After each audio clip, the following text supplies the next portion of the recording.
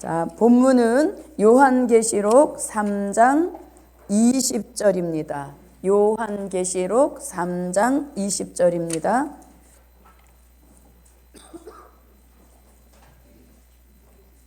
볼지어다 내가 문 밖에 서서 두드리노니 누구든지 내 음성을 듣고 문을 열면 내가 그에게로 들어가 그로 더불어 먹고 그는 나로 더불어 먹으리라. 이기는 그에게는 내가 내 보좌에 함께 앉게 하여 주기를 내가 이기고 아버지 보좌에 함께 앉은 것과 같이 하리라. 귀 있는 자는 성령이 교회들에게 하시는 말씀을 들을지어다. 아멘. 네, 오늘 이제 7교회 중에서 마지막 교회 라오디게아 교회에 대한 말씀입니다. 자, 라오디게아 교회는 책망받은 교회입니다. 무엇으로 책망받았다? 안일하고 태만하고 게으름으로 책망받은 교회입니다. 자, 그럼 이제 요한계시록 3장 20절.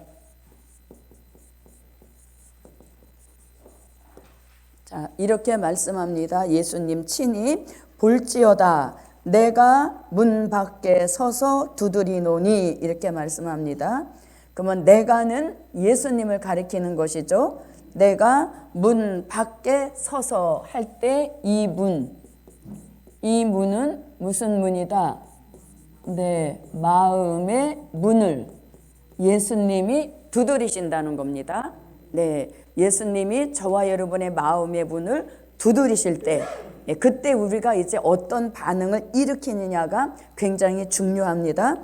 자, 그러면 마음의 문이라는 말씀은 누가복음 24장 45절부터 46절에서 마음의 문을 열어 무엇을 깨닫게 하신다? 성경을 깨닫게 하신다. 이렇게 말씀합니다. 자, 누가복음 24장 45절부터 46절입니다.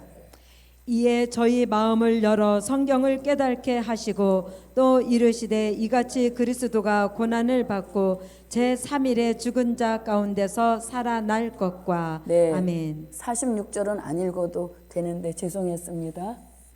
네. 자, 이렇게 우리 마음의 문을 예수님이 두드리신다는 겁니다.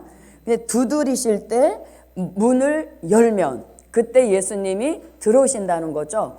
그래서 아무리 예수님이 어떤 강하신 분이라도 막 우리들의 문을 예수님이 마음대로 열고 들어오시진 않는다는 것이죠. 그만큼 우리의 의사를 존중해 주신다는 겁니다. 그래서 문 밖에 서서 두드리노니 누구든지 내 음성을 듣고 이렇게 말씀합니다. 자, 마음의 문을 두드리는데 우리는 보통 문 두드릴 때 뭘로 두드리나요? 손으로 가지고 이렇게 두드리죠. 근데 예수님은 우리 마음의 문을 두드리실 때 손으로 두드리시는 것이 아니라 음성으로 우리 마음의 문을 두드리신다. 이렇게 말씀하시죠. 그래서 음성 이렇게 말씀합니다. 자, 음성을 듣고 마음의 문을 열면 이렇게 됩니다. 자, 그러면 이제 여기서 음성을 듣고라고 할 때 우리는 진짜 음성을 들으려고 막 예수님의 음성 이걸 막 들으려고 하다 보면 자칫 신비주의로 빠지면서 잘못된 음성도 예수님의 음성인 줄 알고 착각하게 된다는 거죠. 그래서 우리는 이 시대에 음성을 들으려고 하기보다는 말씀을 통해 주의 음성을 들을 수 있어야 된다는 거죠. 그 말씀 속에서 하나님이 하시고자 하시는 뜻이 그게 바로 음성으로 들려야 된다는 것이죠. 자, 그럼 여기서 말씀을 음성으로 들으라 하실 때 그 말씀은 요한계시록 1장 1절 같이 반드시 속히 될 일의 말씀으로 우리 마음의 문을 두드리신다는 겁니다. 네, 반드시 속히 될 일의 말씀으로 우리 마음의 문을 두드리실 때 그 말씀이 믿어지고 깨달아지면 마음의 문을 의심 없이 사심 없이 활짝 여는 그런 역사가 저와 여러분에게 있어야 됩니다. 예. 자, 그 다음에 또 어떤 말씀으로 우리의 문을 두드리시는가 하면, 자, 이 예언의 말씀으로 우리의 문을 두드리신다. 네, 그러면 이 예언의 말씀은 요한계시록 1장 3절에서 말씀합니다. 자, 그러면 계시록 1장 1절을 보겠습니다. 예수 그리스도의 계시라. 이는 하나님이 그에게 주사 반드시 속히 될 일을 그 종들에게 보이시려고 그 천사를 그 종 요한에게 보내어 지시하신 것이라. 아멘. 네, 그래서 1장 1절에서는 반드시 속히 될 일의 말씀으로 두드리시고, 그 다음에 계시록 1장 19절에서는 마땅히 될 일로 우리 마음의 문을 두드리시고, 또 요한계시록 4장 1절에서는 무슨 일로? 네, 장차 될 일, 마땅히 될 일로 우리 마음의 문을 두드리신다는 겁니다. 자, 그리고 요한계시록 22장 6절에서는 결코 속히 될 일의 말씀으로 우리 마음의 문을 두드리신다. 이렇게 말씀하고 있습니다. 자, 그 다음에 계시록 1장 3절에 이 예언의 말씀입니다. 네, 이 예언의 말씀 계시록 1장 3절 읽어봅니다.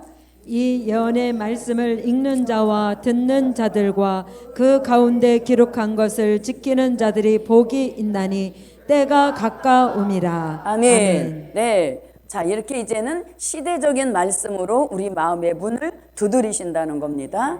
자, 그럼 이렇게 말씀으로 우리 마음의 문을 두드리실 때 우리 귀는 어떻게 되어야 됩니까? 그 말씀을 들어야 되겠죠. 그래서 될 일의 말씀이 잘 들리도록 열어주신 귀, 그 귀를 이사야 선지자는 이사야 50장 4절로 5절에서 무슨 귀? 네, 학자의 귀라고 말씀합니다. 자, 이 학자의 귀는 될 일의 말씀이 잘 들리도록 열어주신 귀, 그 귀를 무슨 귀라고? 학자의 귀라고 하는 것입니다. 그러니까 저와 여러분의 귀는 이미 무슨 귀가 됐다? 학자의 귀가 된 것이죠. 네. 될 일의 말씀이 얼마나 잘 들립니까? 예, 그래서 이렇게 이 학자의 귀를 주신 그 하나님께 감사합시다. 예, 무슨 감사, 무슨 감사해도 이 될 일의 말씀이 들리도록 귀를 열어주셨다는 것, 이것보다 더 큰 감사는 없습니다. 예. 그래서 말씀이 들리도록 열어주신 그 하나님께 아주 진솔한 감사를 올리는 저와 여러분이 됩시다. 자, 이렇게 학자의 귀를 열어주셔서 말씀이 들린단 말입니다. 그러면 말씀을 들을 때 우리 영적 자세 어떻게 들어야 되느냐? 그것은 미가서 1장 2절에서 성전에서 주시는 말씀을 어떻게 들어라? 네, 자세히 들어라. 이렇게 말씀합니다. 어떻게 듣지 말고, 건성건성 듣지 말고, 대충 듣지 말고, 혼잡 속에 듣지 말고, 졸며 자면서 듣지 말고, 어떻게 자세히, 아주 자세히 들어라. 그래야 전할 때도 자세히 전할 수 있는 것이죠. 그래서 저는 개인적으로 이렇게 볼 때에 말씀을 듣는 그 순간이 굉장히 중요한 것 같아요. 말씀을 듣는 그 순간에 60% 정도는 이미 그때 무장이 된다고 봅니다. 왜냐하면 아멘 하고 말씀을 받으면 그 순간에 내 마음판에는 새겨지고, 아멘 하는 그 순간에 백마의 사상이 무장되게 하시고, 아멘 하는 그 순간에 내 체질에 이루어지는 겁니다. 그래서 아멘 하고 말씀을 받는 그 순간에 내 내면에서, 내 영적인 세계에서는 굉장히 바쁜 움직임이 일어나는 거예요. 아, 아멘 했으니까 이건 사상으로 보내야지, 이건 성전으로 보내야지, 이건 체질로 보내야지 하면서 막 물류가 분류되는 거 있죠. 그런 현상이 아멘 하고 들을 때 일어난다는 얘기예요. 그래서 듣는 그 순간이 굉장히 중요합니다. 그래서 들을 때 우리가 주의 종의 설교는 특히 원고 없이 하시는 설교잖아요. 그대로 주시는 대로 외치는 말씀이기 때문에 우리가 집중력을 한순간이라도 흐트리게 되어지면 내가 말씀을 전할 때도 말씀의 줄이 있듯이 들을 때도 말씀의 줄이 있어요. 그래서 그 말씀의 줄을 잡고 들을 때 그 줄이 흐트러지지 않도록 내 영적 집중하는 그 집중력이 뛰어나야 되다는 얘기죠. 그래서 듣는 그 순간에 이미 저는 60% 이상 정도는 무장이 이미 된다, 이렇게 말씀드릴 수가 있는 것입니다. 그래서 자세히 들으라는 이 말씀이 저는 굉장히 믿음에 와서 닿아요. 자세히 들어라. 그래야 네가 전할 때도 자세히 듣게 된다는 얘기인 것이죠. 자세히 전할 수 있게 된다는 얘기인 것입니다.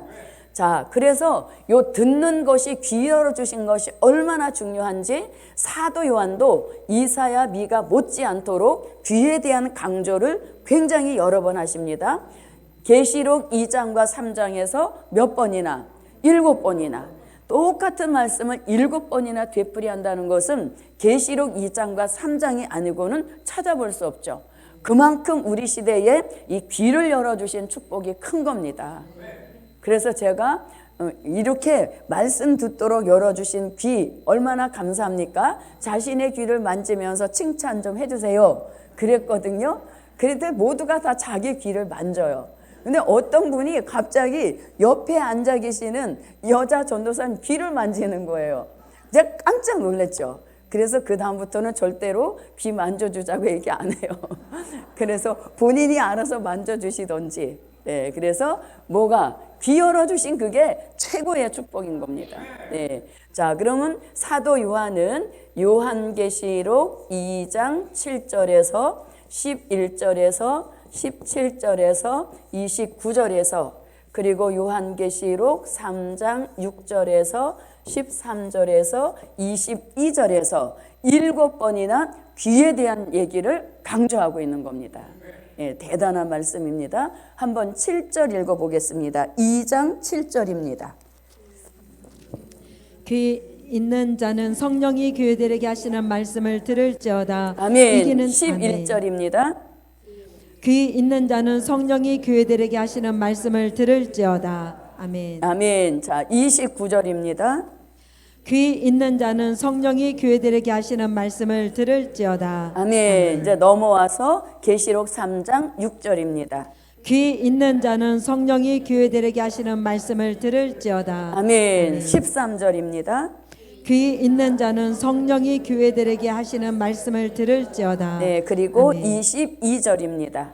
귀 있는 자는 성령이 교회들에게 하시는 말씀을 들을지어다. 아멘. 그러니까 책망받은 교회이든지 칭찬받은 교회이든지 권면받은 교회이든지 공통적으로 다 주시는 말씀은 귀가 들어간다는 말씀이죠. 그래서 귀가 열려서 칭찬받은 것은 더 잘하게 하시고 귀가 열려서 책망받은 것들은 고쳐서 다시 칭찬받는 교회로 올라갈 수 있는 그런 역사가 말씀을 듣는 그 순간에 결정된다는 얘기인 것이죠. 그래서 에베소, 서머나, 버가모, 두아디라, 사데, 빌라델피아, 라오디게아 7번씩 똑같이 귀에 대한 강조를 하고 있는 것입니다. 자, 그러면 다시 이제 3장으로 와 보십시오. 자, 볼지어다 내가 문 밖에 서서 두드리노니 누구든지 내 음성을 듣고 드디어 이제 뭘 하는 겁니까? 문을 열면 마음의 문을 저도 여러분도 열었죠.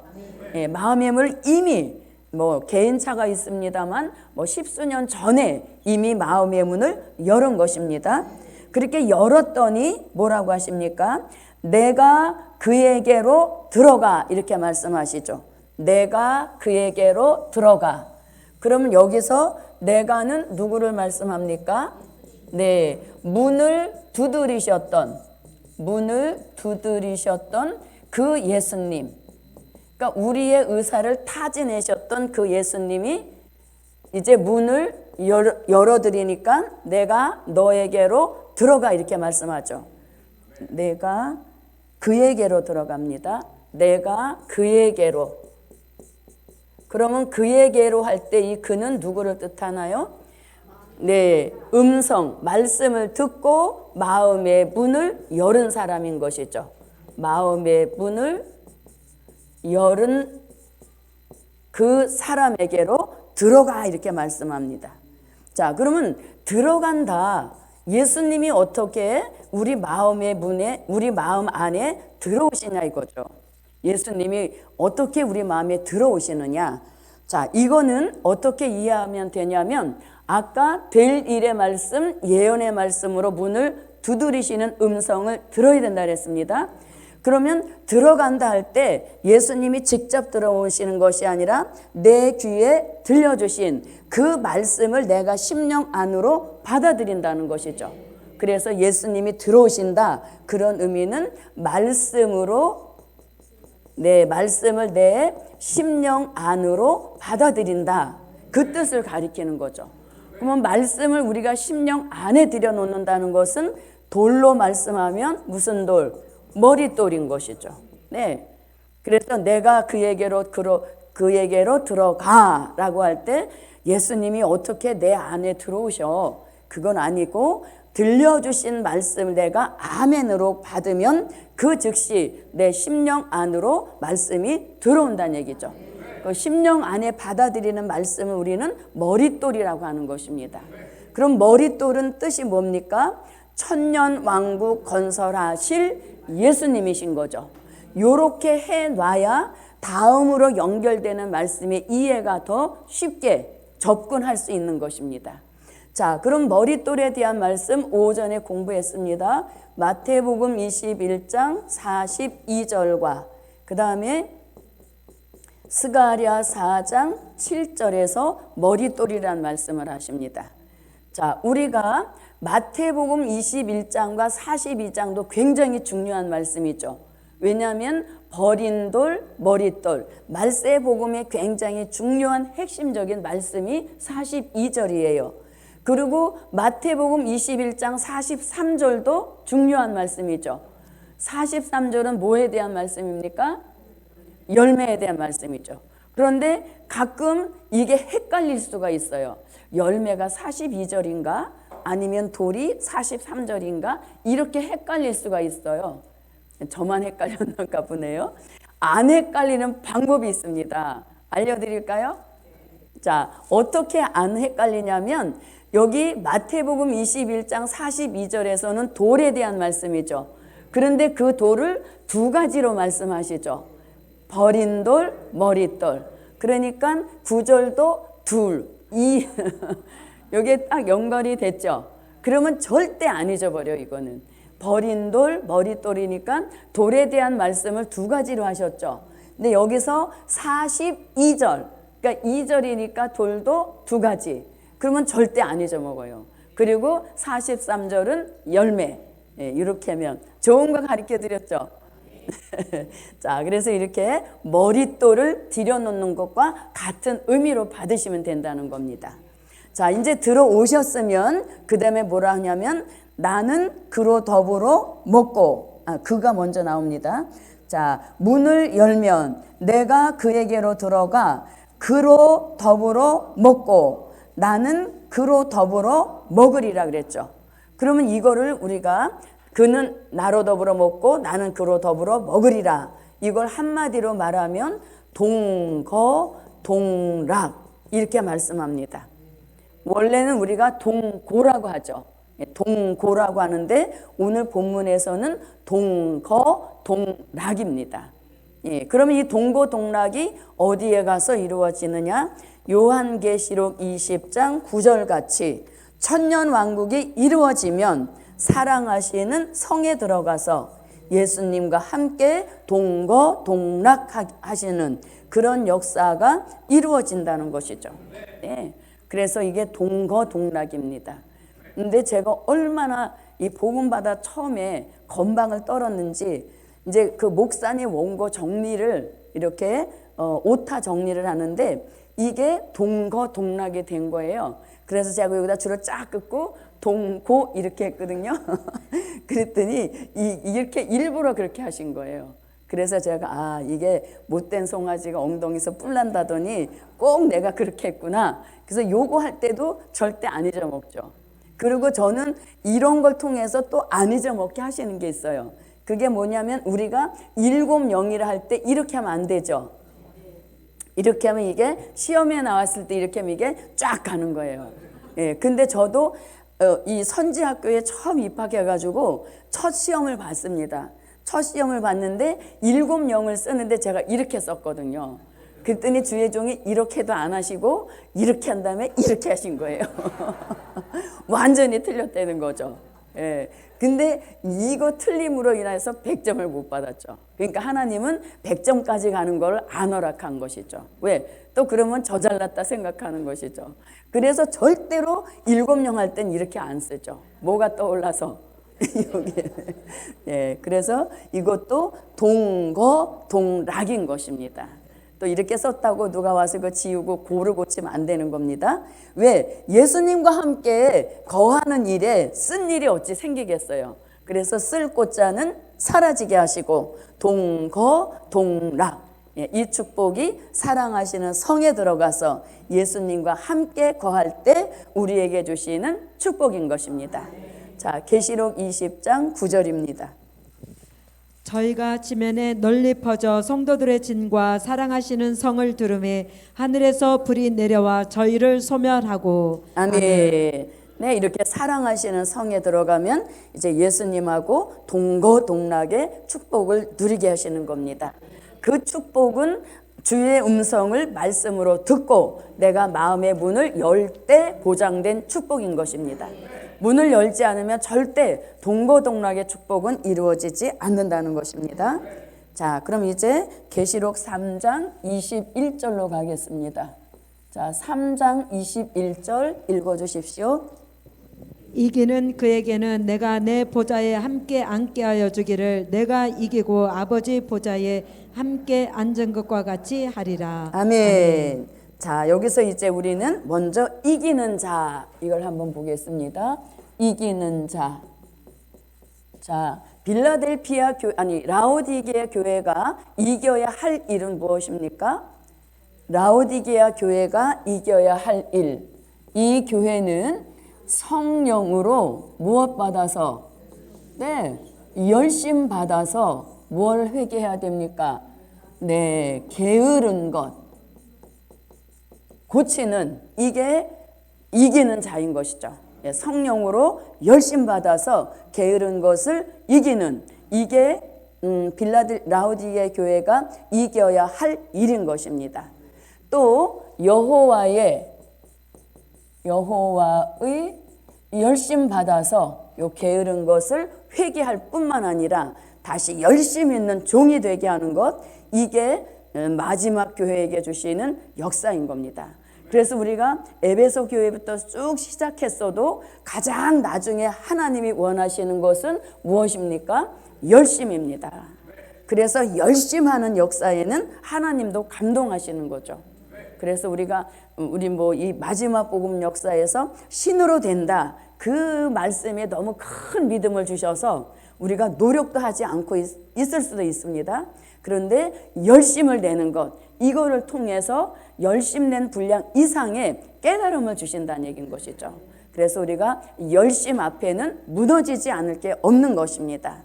그래서 저도 여러분도 성령으로 열심 받아, 열심히 중단 없는 열심, 식지 않는 열심, 끊어지지 않는 그런 열심이 저와 여러분에게도 와서 무엇이든지 열심으로 하자. 그래서 기도도 열심으로, 찬양도 열심으로, 봉사도 열심으로. 그래서 열심으로 할 때 모든 사람으로부터 인정받고 하나님도 열심 있는 종이라 인정해 주십니다. 자, 그러면 이제 이기는 그에게는 이렇게 말씀합니다. 이기는 그에게는 내가 내 보좌에 함께 앉게 하여 주신다. 이렇게 말씀합니다. 이겨야만 보좌에 앉을 수 있다는 것입니다. 자, 그러면 내가 내 보좌에 앉게, 여기서 빠진 게 있습니다. 내 보좌에 함께 앉게 하리라, 이렇게 말씀합니다. 자, 그럼 여기서 내 보좌는 누구의 보좌입니까? 예수님의 보좌입니다. 네, 예수님의 보좌. 자, 그러면 예수님의 보좌가 따로 있고 그 다음에 아버지의 보좌도 따로 있다는 것이 오늘 본문에서 보여주는 역사인 것이죠. 그래서 여기서 예수님의 보좌라고 하는 것은 바로 요한계시록 11장 15절 같이 그리스도의 나라 천년 왕국이 이루어지면 그 천년 왕국에 무엇이 되신다? 통치자가 되신다. 이런 의미를 내 보좌 이렇게 말씀하신 것이죠. 그래서 예수님은 이제 다시 오셔서 저주받은 세상 나라를 심판하시고 이 세상 나라 전체를 본인의 나라로 이루시는 겁니다. 그리고 본인의 이름을 따서 그리스도의 나라 이렇게 놓는데 그 나라가 천년이 지속되고 또 천년 동안 예수님이 왕이 되시기 때문에 천년 왕국이라고 하는 것이죠.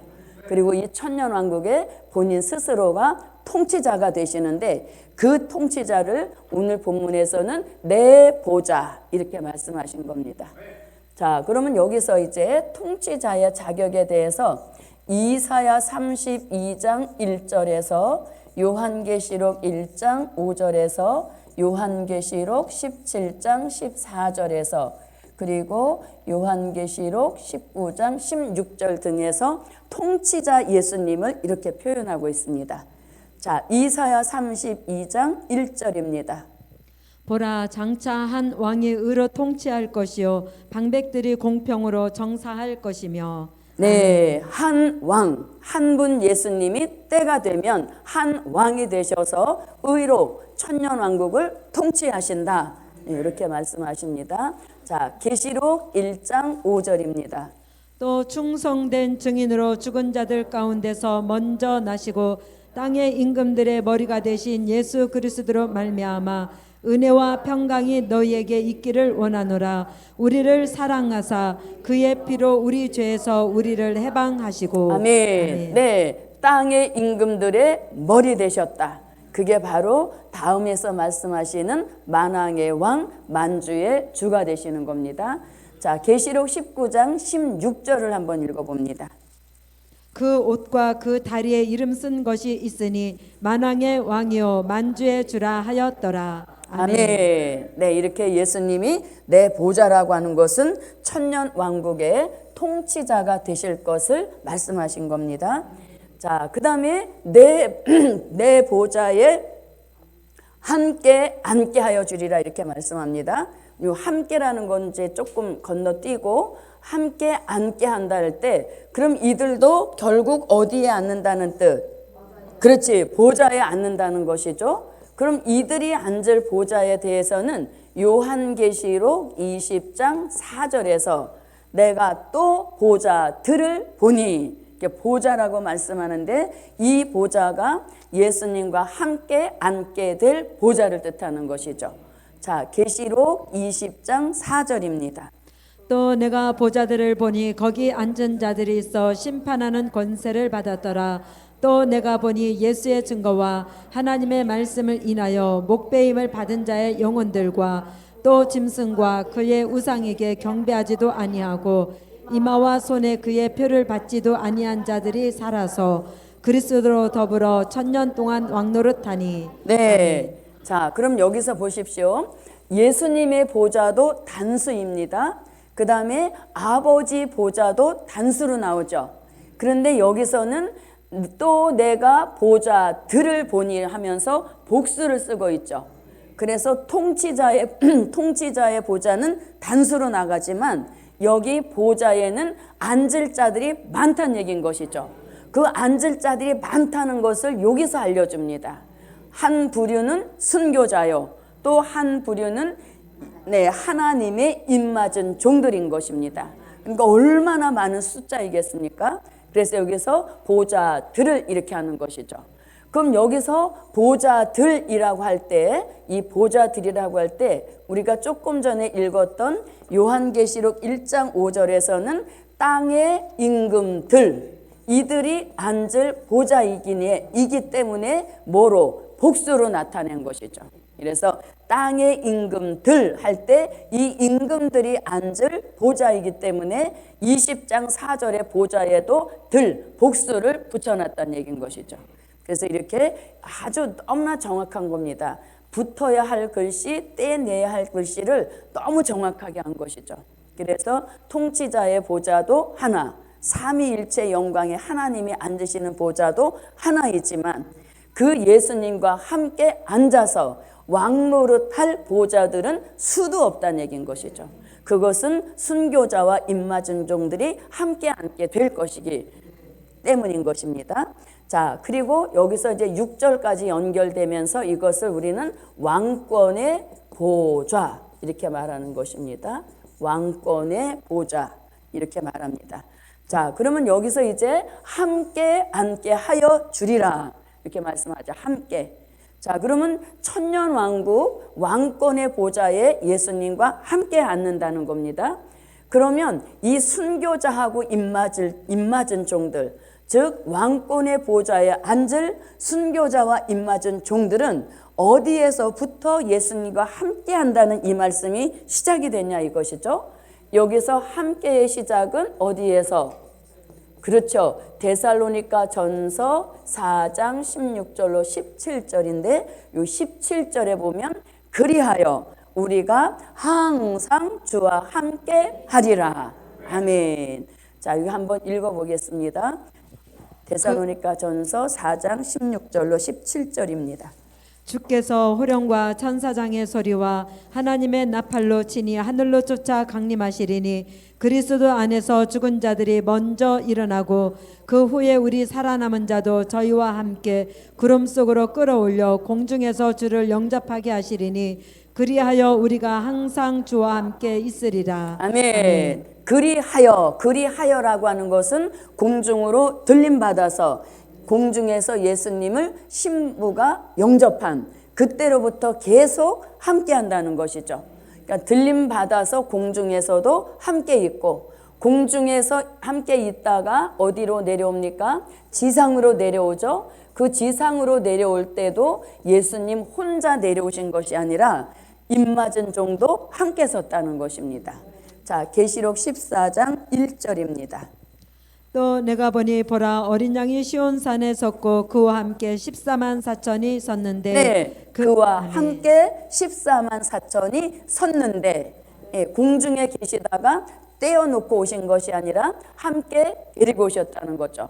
그럼 여기는 입맞은 종만 있습니다. 또 누구도 함께 옵니까? 그렇죠. 데살로니가 전서 4장 14절에도 함께라는 말씀이 있습니다. 자, 데살로니가 전서 4장 14절입니다. 우리가 예수에 죽었다가 다시 사심을 믿을진데 이와 같이 예수 안에서 자는 자들도 하나님이 저와 함께 데리고 오시리라. 네, 아멘. 순교자도 공중에 함께 올라가서 함께 예수님하고 있었는데 내려올 때 입맞은 종만 함께 데려오는 것이 아니라 순교자도 함께 데리고 오셨다는 겁니다. 너무나 정확한 말씀인 것이죠. 자, 이렇게 함께 데리고 지상으로 오셔서 이제 하늘의 군대 자격을 주시고 심판주 예수님을 돕게 하시는 거죠. 그런데 요한계시록 19장 14절로 15절에도 보면 백마 탄 하늘의 군대가 백마 타신 예수님의 뒤를 따르더라 이렇게 하죠. 그 뒤를 따르다는 게 결국은 뭐예요? 함께 심판에 참여한다 이런 의미를 갖게 되는 것이죠. 그래서 심판이 끝난 후에 천년왕국이 이루어지면 그 보좌에도 함께 앉게 하여 주리라.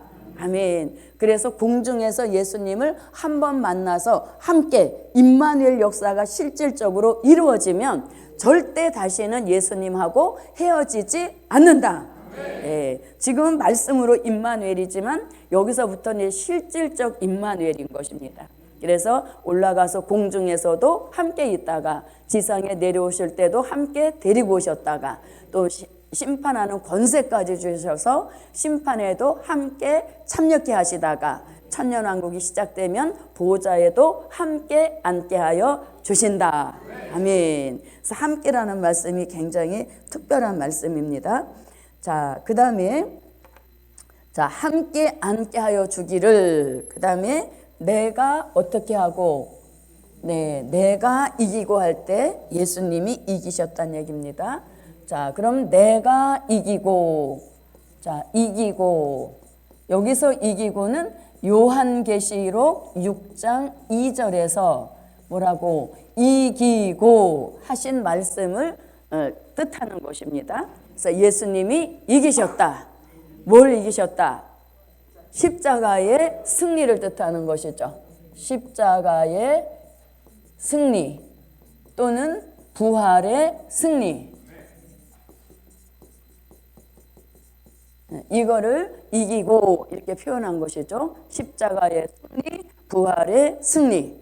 그리고 요거를 또 다른 표현으로 말하면 기독교 1차 복음의 승리다. 아멘. 기독교 1차 복음의 승리. 이미 이루신 승리인 것이죠. 과거에 이루어 놓으신 승리라는 것입니다. 그러면 이것은 마태복음 4장 23절과 마태복음 24장 14절에서 말씀하시는 무슨 복음? 천국 복음의 승리. 누가 이루셨다? 예수님이. 그래서 예수님이 1차 복음의 승리를 통하여서 십자가에 부활하신 그 역사를 일컫는 것입니다.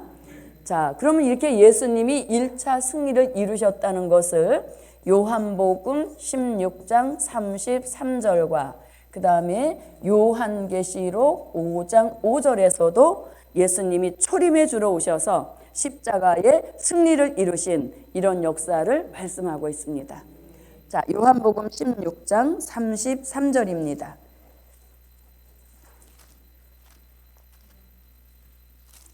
요한복음 16장 33절 읽어주십시오. 이것을 너희에게 이름은 너희로 내 안에서 평안을 누리게 하려 함이라. 세상에서는 너희가 환난을 당하나 담대하라. 내가 세상을 이겼노라 하시니라. 아멘. 우리가 환난을 당할 때 담대라는 것이죠. 왜? 예수님이 세상을 이기셨기 때문에 그 승리의 정신만 내가 계승하고 있다면 나도 그 환난을 이길 수 있다. 이렇게 이제 용기를 북돋워 주시는 그런 말씀인 것입니다. 자, 요한계시록 5장 5절입니다. 장로 중에 하나가 내게 말하되 울지 말라. 유대 지파의 사자 다윗의 뿌리가 이기었으니 이 책과 그 7인을 떼시리라 하더라. 아멘. 유다 지파의 사자 되시는 예수님, 다윗의 뿌리가 되시는 예수님, 그 예수님이 이기셨으므로 이 책과 7인을 떼시리라. 아멘. 그래서 이기고에는 이러한 뜻이 있습니다. 그러니까 예수님은 십자가의 그 고난을 이기시고 아버지 보좌에 앉으셨다면 이 라오디게아 교회는 무엇을 이겨야? 게으른 것을 이겨야 예수님의 보좌에 함께 앉게 한다는 거죠. 이기는 열심. 어떤 걸 이기는 게 더 쉬울까요? 십자가의 승리는 이건 순교나 마찬가지 아닙니까? 근데 우리는 게으른 것 하나만 이겨도 어디에 앉게 하신다? 보좌, 왕권의 보좌에 앉게 하신다는 겁니다. 그러니까 예수님이 이기신 거에 비하면 우리가 이겨야 할 거는 이길 상대도 안 된다는 얘기인 것이죠.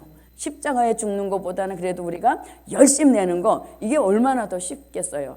그래서 그 열심만 내면 우리도 이기는 자, 승리자로 인정하시고 예수님의 보좌에 함께 앉게 하셔서 왕 노릇을 얼마나 1000년이나 하게 해주시겠다, 이런 말씀인 것입니다.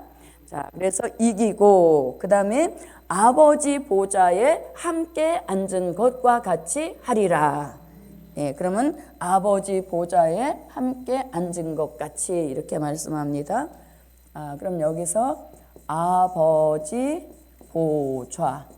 자, 그럼 이 보좌는 요한계시록 4장 2절로 3절에서 말씀하시는 삼위일체 하나님이 앉아 계시는 영광의 보좌요. 또 본문 그대로 표현하면 보라 하늘에 뭘 베풀었는데, 그렇죠, 보라 하늘에 보좌를 베풀었는데 이렇게 말씀하죠. 그래서 영광의 보좌 또는 본문 그대로 하면 하늘의 보좌, 다 누가 앉으시는? 삼위일체 하나님이 앉아 계시는 영광의 보좌를 뜻하는 거죠. 그러니까 예수님은 한 분이시죠. 한 분이신데 보좌에 앉는 거에 따라서 예수님에 대한 명칭이 바뀌어진다는 거죠. 이기고 앉으시는 보좌는 무슨 보좌? 통치자의 보좌인 것이고, 아버지 보좌에 함께 앉으신다라고 하는 것은 삼위일체 성자 예수님으로 앉으실 보좌를 뜻하는 것이죠. 그래서 어떤 보좌에 앉으시냐에 따라서 예수님의 호칭도 달라진다는 얘기인 것입니다. 자, 계시록 4장 2절부터 3절입니다. 내가 곧 성령에 감동하였더니 보라 하늘에 보좌를 베풀었고 그 보좌 위에 앉으신 이가 있는데 앉으신 이의 모양이 벽옥과 홍보석 같고 또 무지개가 있어 보좌에 둘렸는데 그 모양이 녹보석 같더라. 아멘. 자, 그러면 아버지 보좌에 앉으실 예수님은 무슨 보석으로 보여주셨다? 그렇죠. 녹보석으로 영광의 보좌에 앉아 계신 모습을 사도 요한이 본 것입니다. 그래서 녹보석은 성자 예수님, 그 예수님이 이제 삼위일체 영광의 보좌에 앉아 계신 그런 역사를 본 것입니다. 자, 그래서 이렇게 이기는 자에 대한 말씀을 알아보았습니다. 자, 그러면 이제 우리가 여기서 이제 이기는 자에 대한 말씀이 나왔기 때문에 요 이기는 자에 대한 말씀을 한번 복습해 보도록 하겠습니다. 자, 이기는 자. 자, 이렇게 해서 이렇게 하고, 자, 여기 이제 이기는 자에 대한 말씀이 7번 나오죠. 7교회 모두에게 이기는 자에 대한 말씀이 나왔기 때문에 여기는 이제 교회 이름을 쓰는 겁니다. 자, 첫 번째 교회는 에베소 교회입니다. 자, 에베소 교회의 이기는 자에 대한 말씀은 2장 7절에서 말씀합니다. 그럼 여기는 이기는 자, 뭘 이겨야 되는지 그 이기는 자에 대한 말씀이고, 또 이기면 반드시 이기는 자에게 돌아갈 축복이 있습니다. 자, 그러면 에베소 교회 2장 7절을 한번 읽어보겠습니다. 귀 있는 자는 성령이 교회들에게 하시는 말씀을 들을지어다. 이기는 그에게는 내가 하나님의 낙원에 있는 생명나무의 과실을 주어 먹게 하리라. 아멘. 자, 그럼 에베소 교회는 무엇을 이겨야 승리자라 인정받습니까? 자, 잃어버린 처음 사랑과 그 다음에 처음 행위를 어떻게 하면, 회복하면 그것 자체가 무엇하는 자, 이기는 자가 되는 것이죠. 잃어버린 처음 사랑도 회복하고 처음 행위도 회복하면 그것 자체를 이기는 자다, 이렇게 말씀을 해주시는 겁니다. 그리고 이렇게 이기는 자에게 무슨 축복 주신다? 하나님의 낙원에 있는 생명나무의 과실을 주셔서 먹게 하신다. 아멘. 이렇게 되어지죠. 그래서 이기는 자라는 말씀이 이제 7번째 라오디게오 교회의 마지막으로 나왔기 때문에 이 첫 번째 교회부터 한번 이렇게 복습을 해보는 것입니다. 자, 그 다음에 두 번째 교회는 서머나 교회입니다. 자, 서머나 교회도 요한계시록 2장 11절에서 이기는 자와 축복, 주실 축복을 함께 말씀하고 있습니다. 자, 2장 11절을 한번 읽어봅니다. 귀 있는 자는 성령이 교회들에게 하시는 말씀을 들을지어다. 이기는 자는 둘째 사망의 해를 받지 아니하리라. 아멘. 자, 그러면 서머나 교회는 무엇을 이겨야 됩니까? 환난과 그 다음에 궁핍을 이기는 이 역사를 받으면 이들에게 환난과 궁핍을 이긴 이 사람에게 무슨 축복 주십니까? 둘째 사망의 해를 받지 않게 하시는 축복이다. 아멘. 네, 환난과 궁핍이 말도 못하게 불어닥치는 그런 교회이지만 그것 자체를 주신 믿음의 부요함으로 이기게 되면 그들에게는 둘째 사망의 해를 받지 않게 하신다. 아멘. 자, 그 다음에 세 번째 교회는 자, 에베소, 서머나, 버가모입니다. 자, 버가모 교회는 요한계시록 2장 17절에서 이 버가모 교회에게 이겨야 될 것을 말씀하고 있습니다. 자, 2장 17절을 읽어 주십시오. 귀에 있는 자는 성령이 교회들에게 하시는 말씀을 들을지어다. 이기는 그에게는 내가 감추었던 만나를 주고 또 흰 돌을 줄 터인데 그 돌 위에 새 이름을 기록한 것이 있나니 받는 자 밖에는 그 이름을 알 사람이 없느니라. 아멘. 자, 그러면 버가모 교회는 무엇을 이겨야 됩니까? 두어 가지 책망을 받았습니다.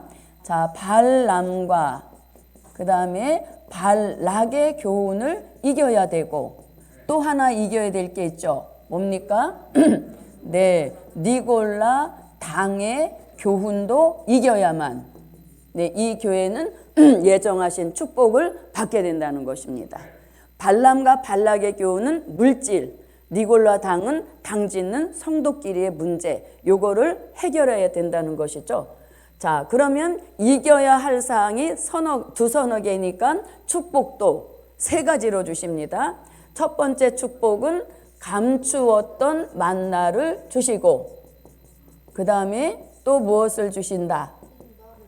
네, 흰 돌을 주시고 그 흰 돌 위에 새 이름까지 기록해 주시는 이러한 축복, 이 물질과 당짓는 것을 이기는 자에게 주시는 축복인 것입니다. 자, 이것이 이제 세 번째 교회, 버가모 교회였습니다. 자, 그러면 네 번째, 네, 두아디라 교회입니다. 두아디라 교회.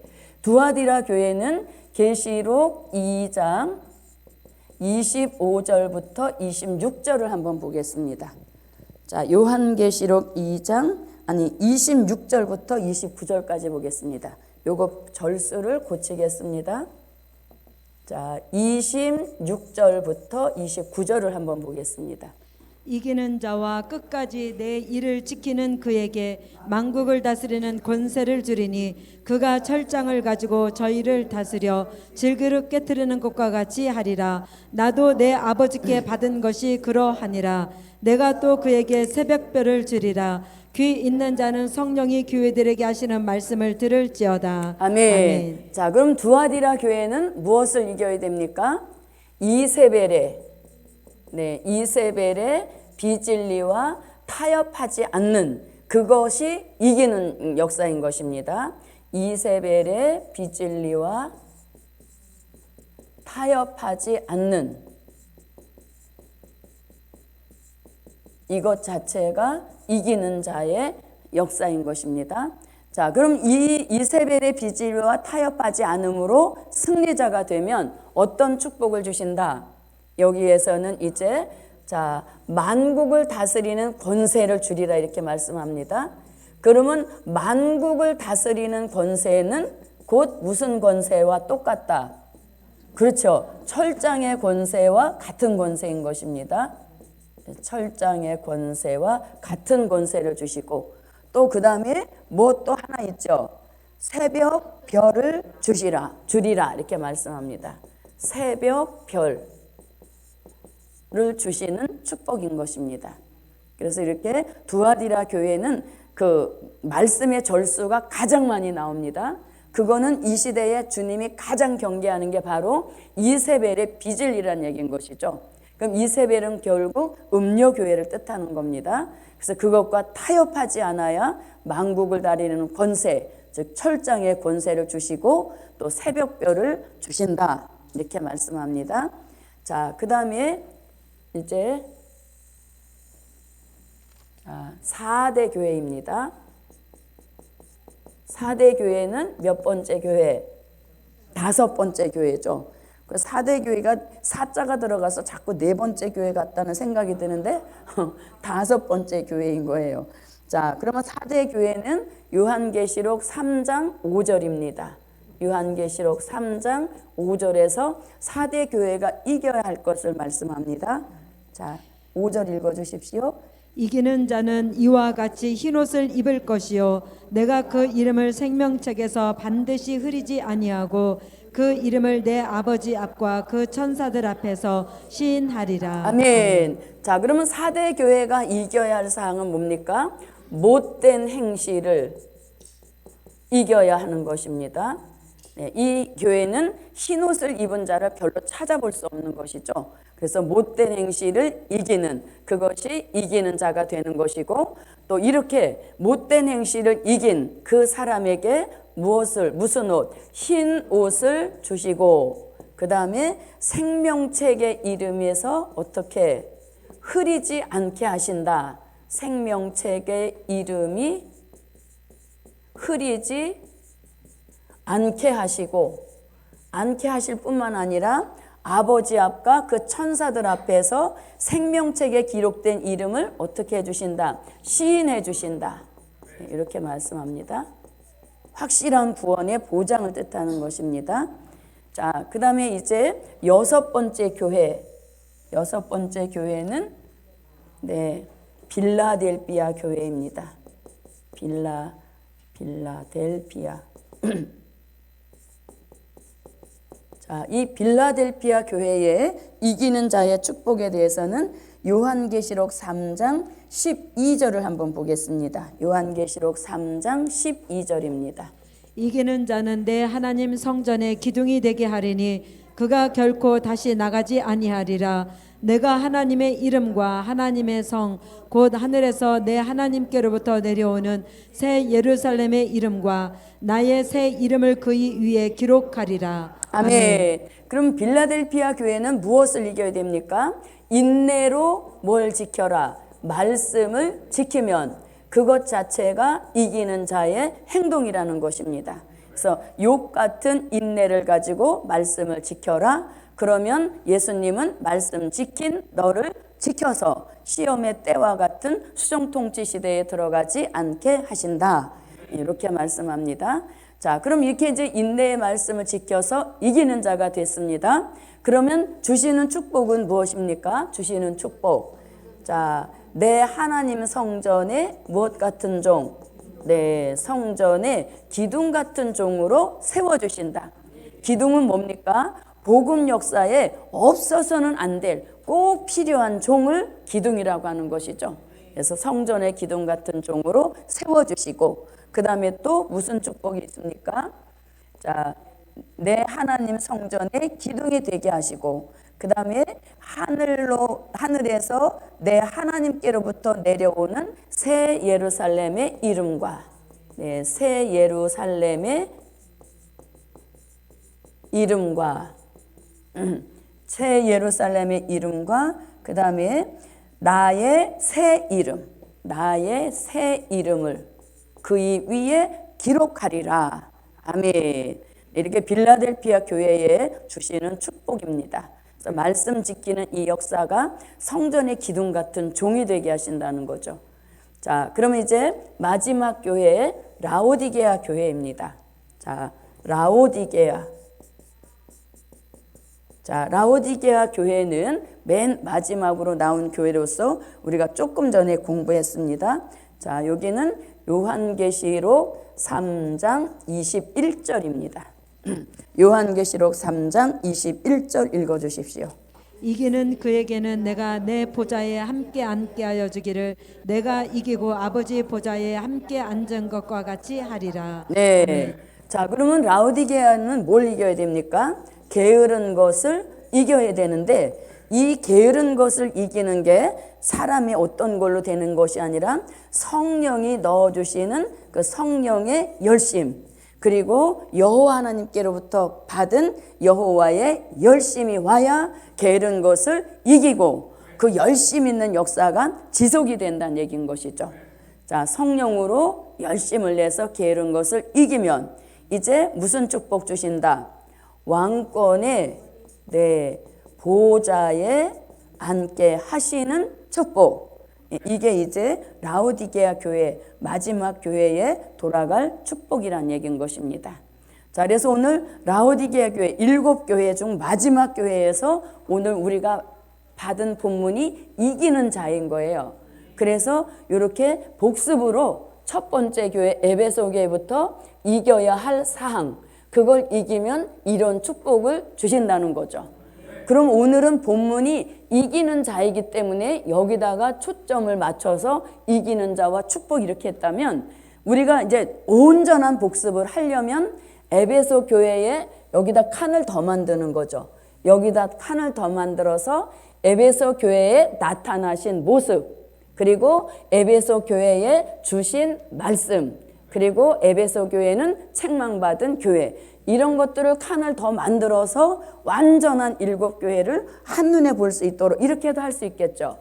예, 그래서 한번 이제 집에 가셔서 그렇게 칸을 더 만드셔서 에베소 교회에 나타나신 예수님의 모습, 그리고 주신 말씀, 그리고 책망받았냐, 권면받았냐, 칭찬받았냐, 이렇게 싹 하게 되면 일곱 교회의 역사를 한눈에 볼 수 있다는 겁니다. 자, 그 다음에 이제 이렇게 해서 이제 3장을 마치고 오늘 이제 계시록 4장으로 들어갑니다. 자, 요한계시록 4장. 자, 요한계시록 4장. 자, 요한계시록 4장의 제목은 영광 돌리는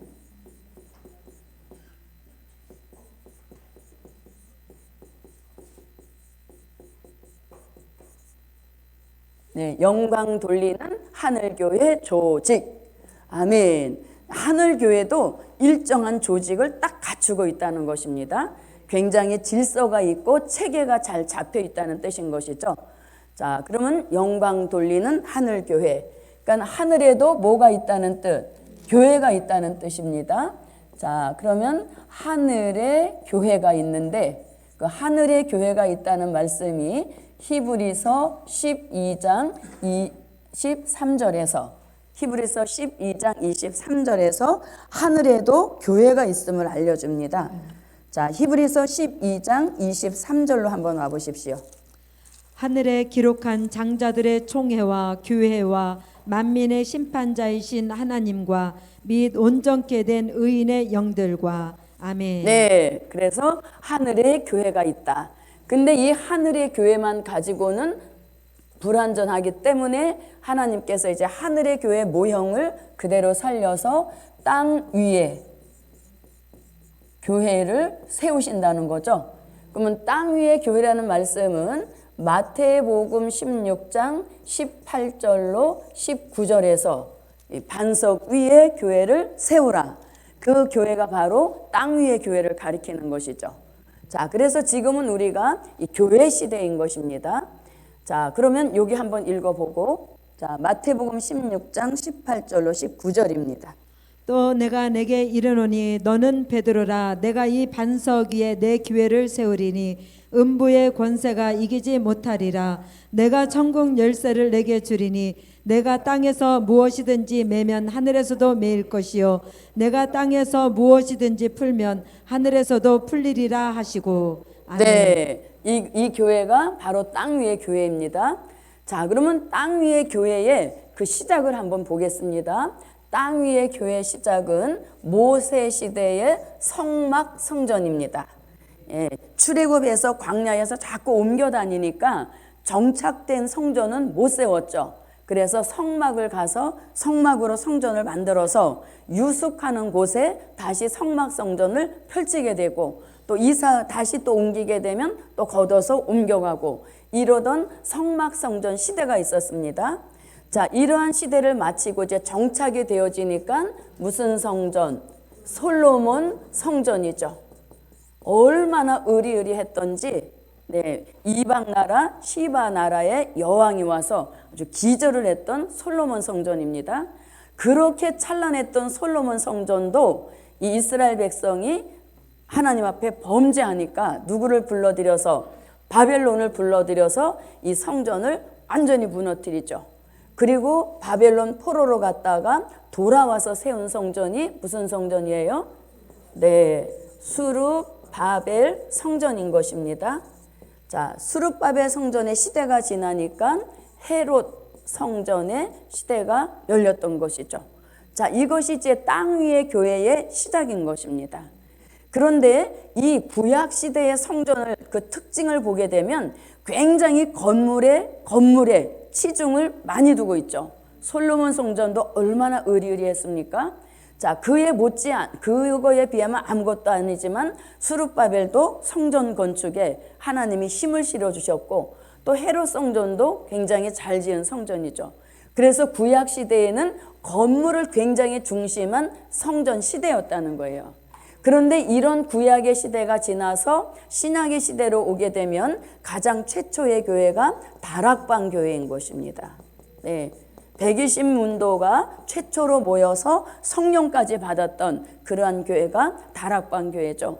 이 교회를 시작으로 해서 초대교회가 이제 붐을 이루는 역사인 것입니다. 그러면 이 신약 시대에 들어온 교회는 건물의 그 중요성보다도 종과 그 다음에 성도가 함께 모인 공동체로서 요한복음 4장 22절로 24절 같이 뭐에 중점을 둔 예배에 그런 것에 대한 어떤 차이점을 가지고 있는 겁니다. 그래서 구약시대에는 건물을 굉장히 아주 의리하게 지려고 하는 그런 역사 속에 이루어진 성전이라면 신약시대에 와서는 이제 다락방 교회를 시작으로 해서 이제 그 초대교회가 퍼져나가는 이런 역사인데 이 신약시대에는 종과 성도가 함께 모인 공동체, 그래서 건물에 대한 그런 의식을 별로 갖지는 않습니다. 그러나 뭐 요즘 들어와서 뭐 앞다투어서 그렇게 짓는 교회도 있지만서도 의미적으로 보면 이렇게 된다는 얘기인 것이죠. 자, 그러면 이제 땅 위의 교회도 어떤 교회로 그 변천이 와야 되는가 하면, 자, 무슨 교회로? 그렇죠. 심령의 성전 또는 심령의 교회라고도 하는 것입니다. 자, 심령의 교회, 심령의 성전. 그럼 심령의 성전에 대해서는 스가랴 4장 2절에서 순금 등대 성전을 심령에 먼저 이루라는 것입니다.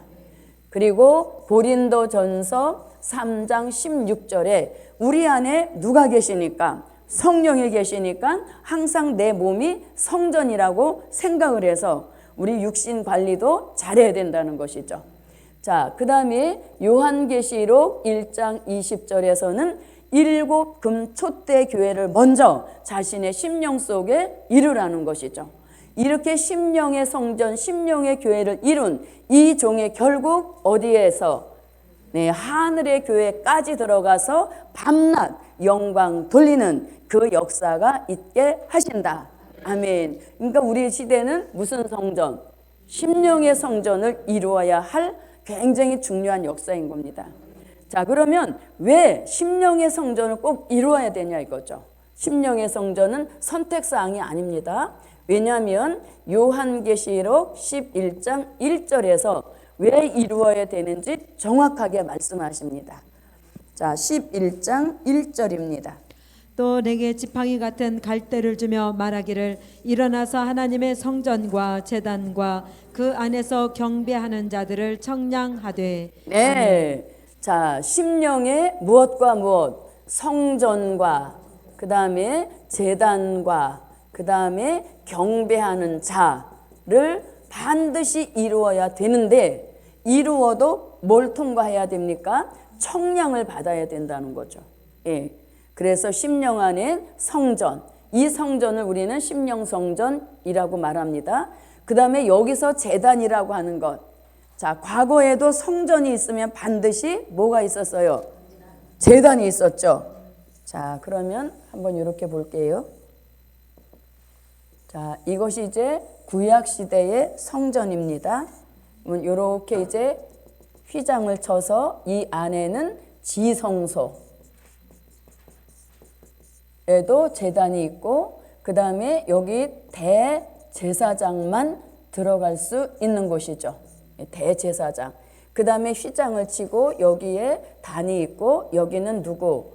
제사장이 들어가서 열심히 뭘 지냅니까? 제사를 지내는 거죠. 그래서 우리도 심령의 성전이 이렇게 이루어졌다면 제단이 내 심령에도 이루어져야 된다는 거죠. 그런데 실질적 성전 제단은 제물을 태워서 제사를 드리는 제단이라면, 오늘 심령 안에 이루는 성전 안에 이루는 제단, 요 제단은 부르짖는 기도의 제단인 것입니다. 부르짖는 간절한 기도가 있는, 그래서 이사야 19장 19절로 20절에 보면 애굽 땅 중앙 제단 이런 말씀이 있죠. 이 애굽 땅 중앙 제단이 곧 저와 여러분의 심령 속에 이루어야 할 무슨 제단? 기도의 제단이라는 것이죠. 예. 그래서 기도의 제단에서 항상 기도의 향이 올라가야 된다는 얘기인 것이죠.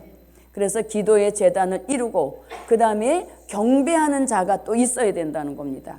자, 실질적 성전에서는 경배하는 자가 제사장이었듯이 우리 심령에도 경배하는 자가 있어야 되는데, 이것은 내 심령 안에 성전과 제단과 이루어졌다면 끊임없는 찬양, 끊임없는 기도, 끊임없는 말씀, 끊임없는 봉사, 이런 것들이 계속 하나님께 올라가고 상달되는 이런 역사가 있을 때 그 종은 경배하는 자까지 이루었으므로 하나님이 무엇하셔서 청량하신다는 겁니다. 그러면 왜 청량을 했냐 이거죠. 성전을 청량받게 되면 그 결과가 어디에서 나타나느냐, 이제 청량을 받았습니다. 그럼 이 청량의 역사가 요한계시록 11장 4절 같이 이게 두 촛대로 인정하시는 거죠. 두 촛대는 뭐다? 심령의 성전을 이룬 종이라는 뜻이에요. 그래서 청량 받으면 두 촛대를 이루고 요한계시록 11장 3절로 6절 같이 무엇하는 종? 네, 다시 예언하는 종을 만드신다는 거죠. 그러니까 심령 성전 이루었냐 이루지 못하느냐에 따라서 다시 예언을 나갈 수도 있고 못 나갈 수도 있다는 얘기인 거죠. 그런데 저와 여러분 최종적인 소망이 뭡니까? 하나님의 인을 맡고 다시 예언 나가는, 이게 사명자로서의 출발점인 것이죠. 이거를 해야 들림도 받고 이거를 해야 내려와서 하늘의 군대도 되는 것이고, 다시 예언이 출발이 돼야 입맞은 종의 역사가 마무리로서 왕권의 보좌에 앉게 하시는 거죠. 그래서 이게 굉장히 중요한 겁니다. 그럴 종이 되려면 심령의 변화가 꼭 와야 된다는 거죠. 그래서 우리가 여기 보면 두 촛대와 두 뭐예요? 감람나무죠. 네. 그래서 마지막 종에게 가장 중요한 두 가지 변화, 그거를 주시는데, 이 두 감람나무는 머리 위에 기름 부음 받은 종, 두 촛대는 심령의 성전을 이룬 종이에요. 그러니까 우리가 생각과 마음에 어떤 그런 영향을 많이 받죠. 생각한 대로 말하고 마음 먹은 대로 말하고 생각한 대로 행동하고 마음 먹은 대로 행동하지 않습니까? 그래서 다시 예언 나가는 최상의 종이 되려면 반드시 머리와 심령의 변화를 받으라는 거죠. 그래서 두 촛대라는 것은 이런 의미를 가지고 있는 겁니다. 그래서 심령의 성전과 제단과 경배하는 자를 이루고 반드시 무엇 받아서? 청량을 받아서 두 촛대를 이루고 다시 예언하나 나가는 그런 종의 축복을 주신다는 거예요. 네. 그래서 우리 시대는 무슨 성전 이루는 것? 네, 심령의 성전을 이루는 일이 굉장히 시급한 겁니다. 오죽하면 7가지 제목 중에서 몇 번째? 4번째 기도 제목이죠. 네, 심령 성전을 이루게 하소서. 아멘. 왜? 다시 예언을 해야 되기 때문인 것입니다.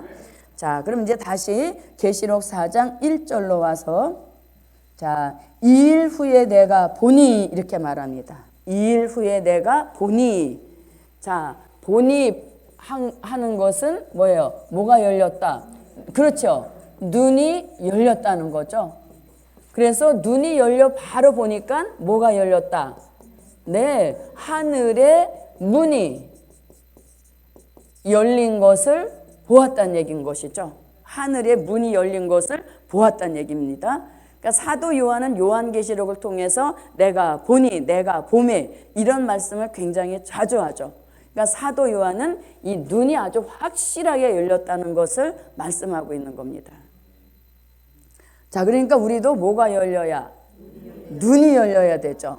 하나님이 하늘의 문을 활짝 열어주셨음에도 눈이 열리지 않으니까, 자, 이렇게 보니까, 자, 푸른 파란 하늘에 뭉게구름만 뭉게뭉게 그런 것만 보이지 하늘의 문이 열린 이 역사는 보지 못하죠. 왜? 영안이 안 열렸기 때문이라는 것입니다. 그래서 저도 여러분도 눈이 열려서 하늘의 문을 열어주시는 그 역사와 축복을 볼 수 있는 그런 은혜가 함께 하시기를 바랍니다.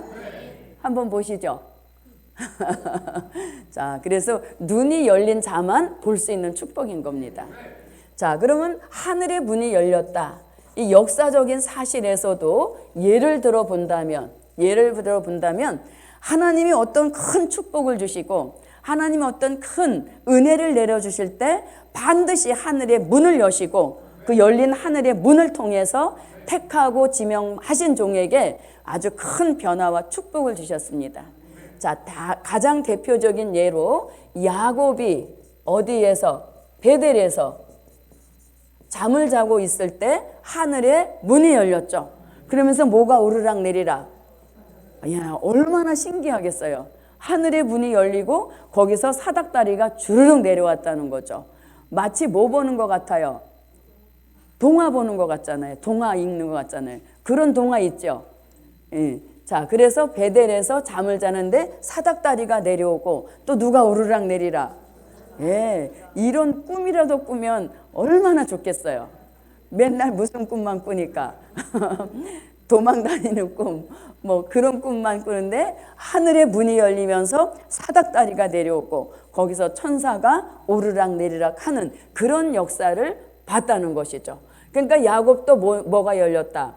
눈이 열린 것이죠. 네, 이것은 창세기 28장 10절부터 17절에서 요 역사를 말씀하고 있지만 읽지는 않고 그냥 넘어가도록 하겠습니다. 자, 이렇게 이제 그런데 보세요. 야곱에게 하늘의 문을 열어주셔서 축복을 해주시니까 그 축복이 믿음의 몇 대 조상? 네, 3대 조상이 되게 하셨죠. 어디에서? 마태복음 1장 1절에서 믿음의 3대 조상에 올리는 이 역사의 시작 또한 하늘의 문이 열리면서 야곱에게 내려주신 최고의 축복이란 얘기인 것입니다. 자, 그 다음에 또 이런 말씀도 있습니다. 자, 이사야 선지자를 선지자로 세우실 때 이사야 세우실 때 이사야 6장 1절로 8절에서 자, 여기서도 이사야 선지자의 눈이 열렸죠. 눈이 열려서 보좌를 보니까 높이 들린 보좌에 주님이 앉으셨는데 옷자락의 성전에 가득한 이런 역사를 보게 되는 것입니다. 그러면서 자신에게 가장 문제와 난제, 부정해진 입술을 성결케 해주시라고 기도했을 때 자단의 숯불을 가져다가 입을 지져주셔서 선지자로 세우시는 이러한 축복을 받았던 것. 이것 또한 뭐가 열리면서 하늘의 문이 열린 역사인 것입니다. 자, 그 다음에 에스겔 선지자도 에스겔서 1장 1절에서 이 하늘의 그 역사를 보게 된 것입니다. 자, 또 말라기 3장 12절에서도 뭘 바로드리면 자, 요건 한번 읽어볼게요. 자, 말라기로 가봅니다. 자, 말라기 3장. 자, 11절입니다. 11절. 요거 1절로 고쳐주십시오. 11절.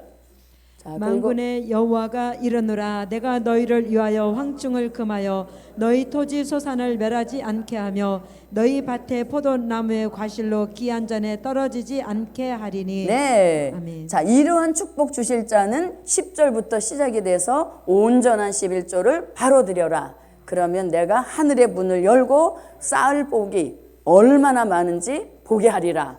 이렇게 말씀합니다.